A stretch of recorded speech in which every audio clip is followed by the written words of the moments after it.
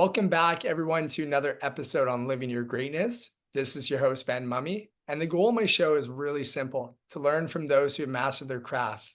If you're new to my show, please be sure to hit that subscribe button. Today, we have a new guest to the show, and his name is Roshan Pujari. He is the founder and the CEO of Stardust Power. So without further ado, welcome to the show, Roshan. Great. Thanks, Ben, for having me today. It's wonderful to be on Living Your Greatness. Thanks for taking the time to spend with me. Likewise, super great to have you here. And Roshan, if we could just start off, let's start with your origin story. Where did you spend your formative years growing up? And what inspired you to become the founder and CEO of Stardust Power? Yeah, I was born in New York, like a lot of Indians. My parents immigrated from India. They're both physicians. Lived in California for a second, but really grew up in Oklahoma, the site of our refinery. Spent, all the way through high school there, then moved to California for school and other things, started my first companies there, moved back to Oklahoma and founded Vacasa Capital, a boutique investment firm.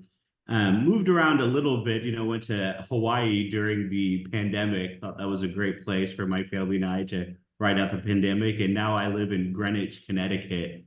And, kind of what really inspired me was, my parents, and especially my sister. My parents were both physicians, worked a lot. So I spent a lot of time with my sister.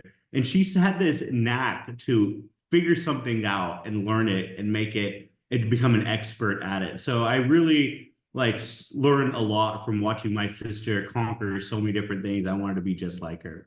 Specifically for Stardust Power is, as I mentioned, I founded a boutique investment firm, Vacasa Capital. We've done a lot of transactions, but we started investing in lithium in 2018. And I found the space fascinating and found there was a unique need for domestic manufacturing of lithium. And that's when we founded Stardust Power. You think of the lithium industry, what is something that you feel that you would like to debunk? Yeah, that's a great question. So, lithium is a critical material for this phase of electrification of the global economy. And for things that are lightweight in nature, like handheld electronics or even batteries for electric vehicles, lithium is very important. But there's a lot of conversation about that sourcing lithium is not sustainable. And there are examples of that. Open pit hard rock mining has a large environmental footprint, a large carbon footprint, but you can manufacture lithium, battery grade lithium, in a sustainable fashion. And that's what we do at Stardust Power. So it doesn't have to be this dirty process. For example, we source our feedstock from brine resources, which are, shallow or can be deep, but pools of water that have minerals dissolved in them. So it can be drilled out and extracted using direct lithium extraction technology, which is more sustainable. So there's a lot of ways to get these critical materials, but still do it in a sustainable fashion. It doesn't all have to be open pit mining. You've just talked about sustainability, and I kind of want to go a little deeper into my next question. What steps are you taking to ensure every part of your lithium production process is sustainable? Yeah, and it's a great question and very relevant to what's going on in the world today. So sustainability is built into every step of our process. So as I mentioned, we source our feedstock from lithium brine instead of hard rock. Hard rock takes a lot of exothermic reactions to get it to a concentrated level where you can start refining it, whereas brine uses direct lithium extraction technology. And if the power is sourced right, and if the water is recycled, that can be very sustainable. And then from designing our refinery, we've designed our production line with all electric components. So we don't have a smokestack, we don't have a kiln. We're limiting any air emissions by using electric components. And then also we've designed it with a zero liquid discharge technology. So we're not creating pollution back into municipal water systems or rivers and such. In fact, our byproduct is largely salt, similar to a road grade salt. So not a lot of pollution coming out of our process.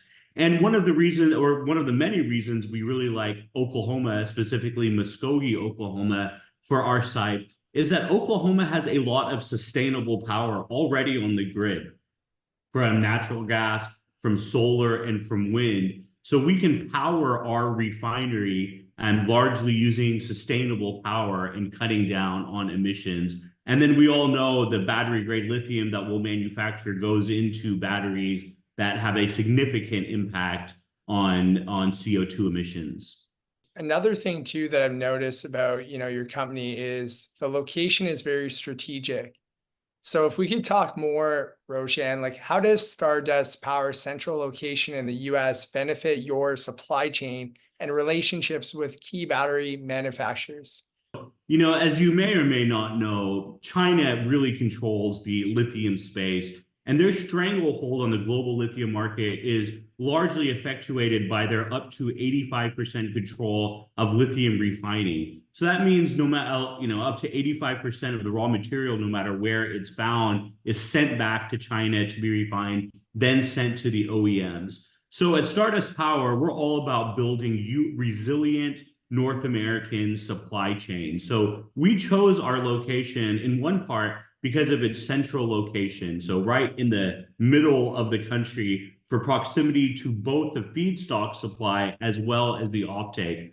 This shovel-ready site is already linked to major highway, major rail, and sits on the largest inland waterway system in the United States, benefiting from the Arkansas leading to the Mississippi River. So an ideal location for our hub and spoke model. We can bring feedstock from the West Coast, from the Southeast, from the Northeast, and anywhere in between, and still be efficient in logistics because we don't have to send it transcontinental like the status quo. If we think about like renewable energy impact with access to wind and solar power in Oklahoma, how does this benefit the sustainability and cost effectiveness of your lithium refining process?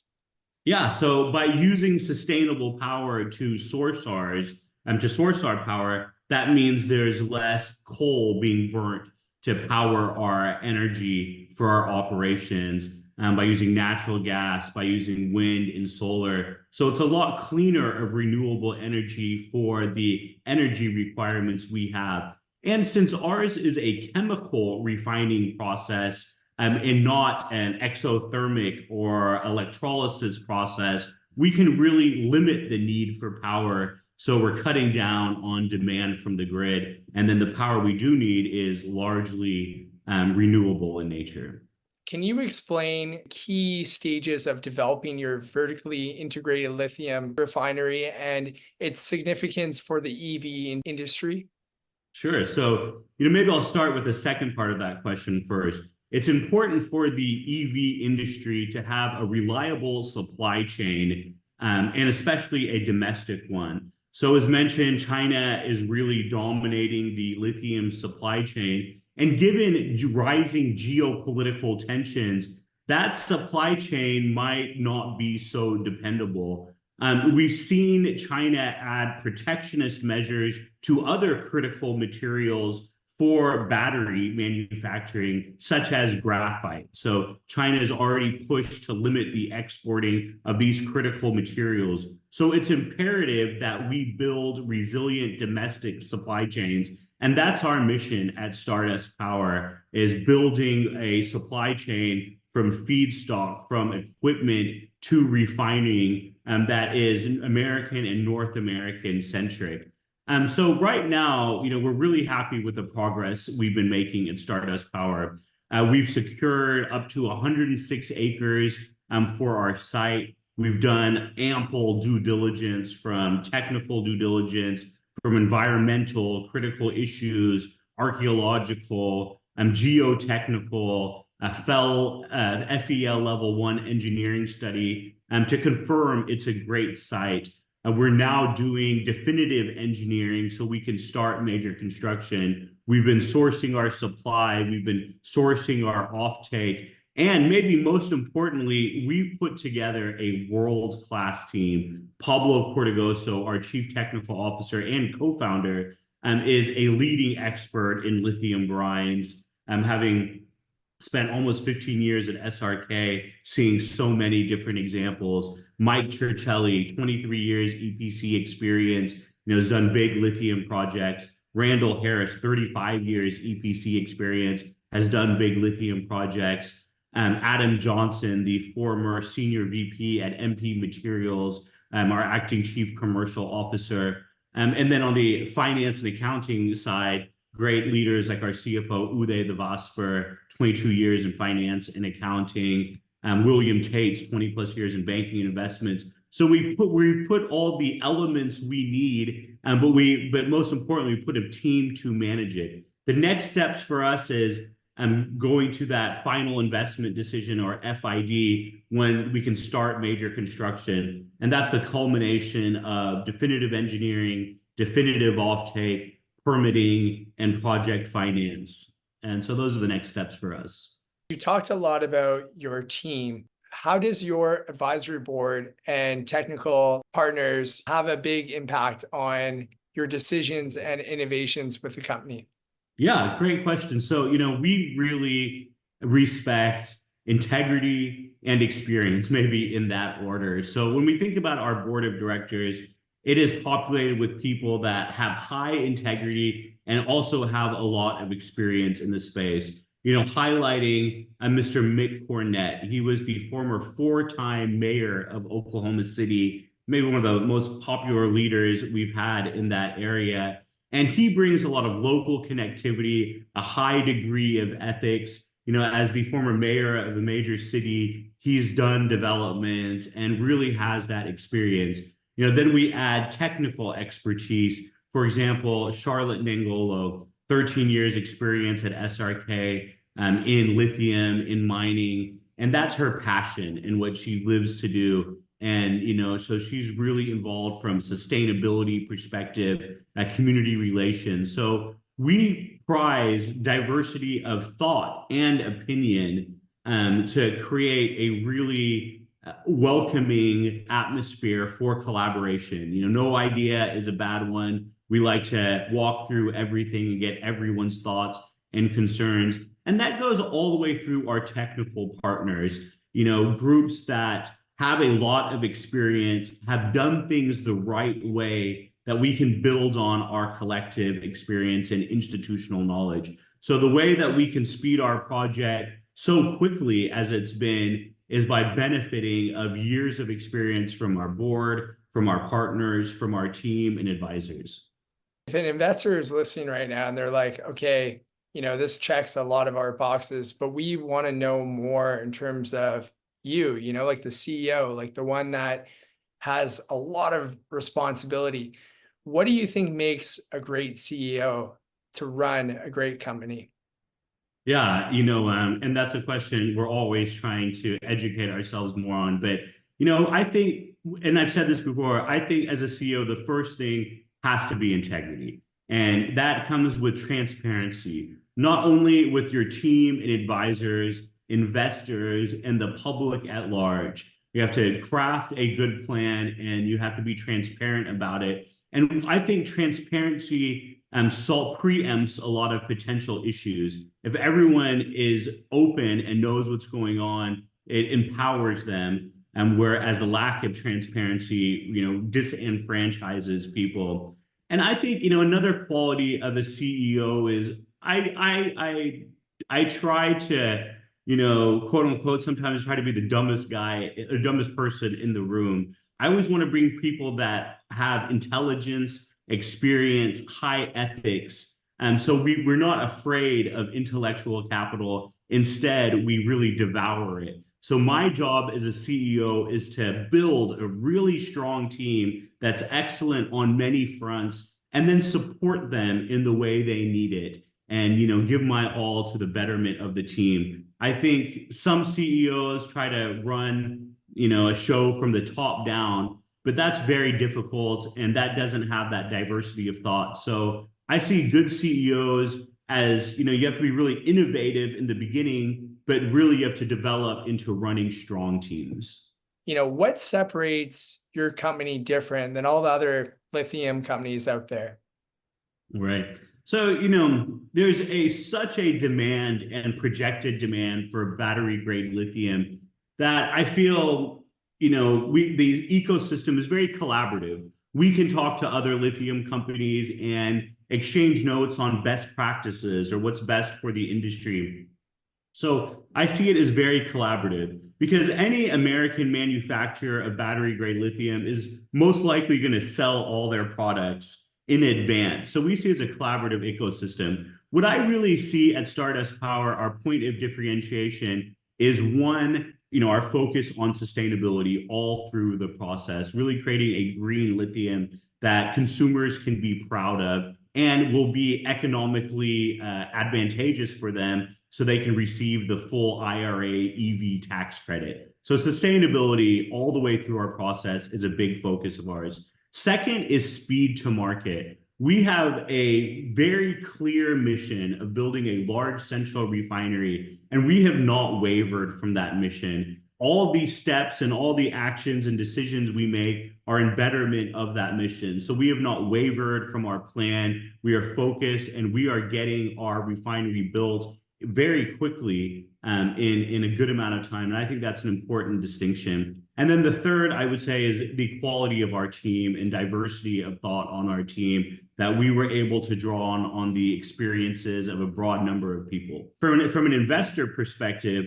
there's a really strong facet of our business plan is that we seek to source as much non-dilutive capital for the construction of our $1.2 billion refinery. So through bank financing, through government grants, and potentially through prepayment facilities, we see limiting dilution for our investors and really building up shareholder equity through the use of largely non-dilutive capital for project finance. Next, I want to talk more about you again in terms of you have other passions behind even like being a CEO that I think speaks volumes for you. And one of them is, you've created a foundation called the Pujari Foundation. So you're very passionate about philanthropy.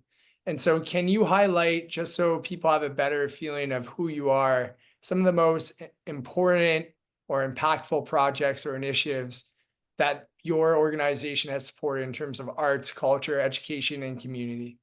Yeah, sure. Happy to. As I mentioned, I am the child of immigrants, and my parents came to this country as doctors, highly educated, built a new life here, and gave us the tools to succeed. So, that makes me very excited about building American and North American supply chains.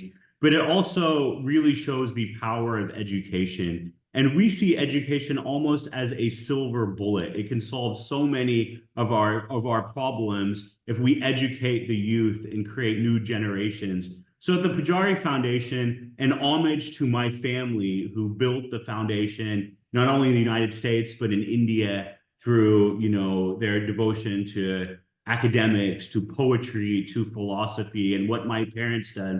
So they were able to educate us, and we want to help educate the next generation. So we're very active in building, schools. We're working with a Heritage Hall School, my alma mater, in Oklahoma to build a new lower school, for example. We've worked with Positive Tomorrows, a group that educates,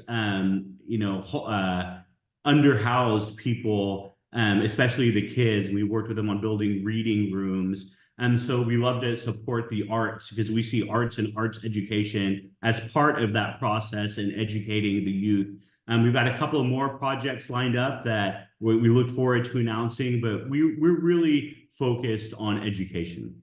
Something that I want to lead to here is the purpose of my podcast is really to inspire millions of people across the world, to achieve greatness and enhance their overall personal well-being. So what is your definition of greatness? That's a really good question and one that is hard to answer. But, if I was looking back at my life at a later age and thinking about greatness and, how I made an impact, I think the best way to measure that is how have you helped other people? Have we been a positive force on the people in our lives, the broader community? have we been able to help other people and not just help ourselves? And to me, that's what greatness is the impact to other people. You know, for example, I often lecture at my alma mater, Heritage Hall. I used to give a lecture on French existentialism, for example. And, you know, one day in San Diego, half a continent away from where I was lecturing, I met a young man, and he said that your lecture inspired me to go to grad school, to study these things that I thought were interesting. And that was a deeply impactful moment, that just that we can inspire somebody else in their decisions. Money comes, money goes, you know, it brings its own issues, but inspiration in other people can really create dramatic change. And if they go on to inspire other people and we reach that critical mass, that's what's really exciting to me. So I hope we have the opportunity, and I have the opportunity, to share what I've learned with other people, share resources with other people, and allow them to go on and inspire, as I hope to do myself. Now that you have a good feel of my show and what it's all about, who is someone that you know personally and that you love to see on this show? You know, a lot of great people you've had on your show, and you know, I'm a lot of great people to come, I am sure. I think of my friend Roy Williams, and he is a former OU Sooner football great. Maybe, you know, a lot of people know him as Superman because he made this amazing play in the OU Texas game, went on to be all-pro Dallas Cowboy. But outside of that, he is a humble person who believes in service, who has done so much community service, outreach to children. He was part of an NFL program sending supplies and education to Africa. And he's an amazing businessman, has a new chapter in his life.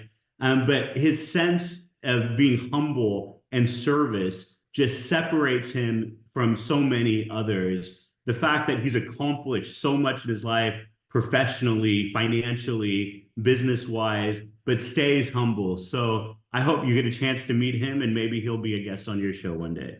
Well, I really appreciate that name. Roshan, you know, before we kind of sign off here today, two things. Where's the best place to connect with you online? And are there any last words that you would like to leave? You can visit our website, www.stardust-power.com. I'm on LinkedIn and pretty active on LinkedIn, Roshan Pujari. So happy to connect with you there. And then in thinking about the second part of your question, you know, I think anything is possible. A small group of committed, aligned people can accomplish anything in this world. And the reason I believe that is because it's the only thing that ever has. So no matter how big the problem is, how out of reach the solutions might seem to be, if you can have a group of aligned, committed people, you can do anything in this world. So nothing is too big, nothing is too small. I think it's important to keep your horizons open. Well, I really appreciate those final words. And thanks again, Roshan, you know, for everything that you shared on this show today. Ben, it's a true honor to be with you today and all that you've accomplished in life too. So thank you for having me, and I look forward to staying in touch.